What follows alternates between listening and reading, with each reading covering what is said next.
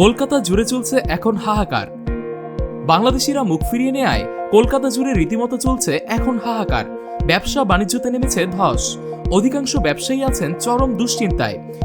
ভারতের কলকাতার মার্কুইস স্ট্রিটকে একরকম মিনি বাংলাদেশ বলে থাকেন অনেকেই।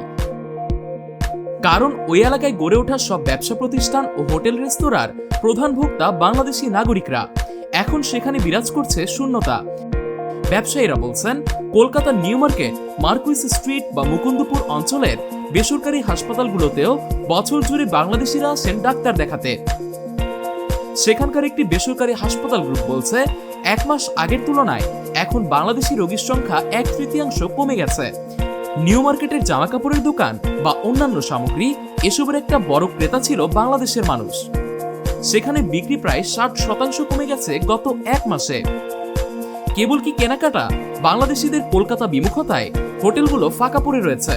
মার্কুইস স্ট্রিট এলাকাটি বহু বাংলাদেশি মানুষের কাছে অতি পরিচিত এলাকা। কলকাতার কেন্দ্রস্থলের এই এলাকায় বহু হোটেল রেস্তোরাঁ রয়েছে, যারা মূলত বাংলাদেশি পর্যটকদের উপর নির্ভর করে ব্যবসা করে থাকে।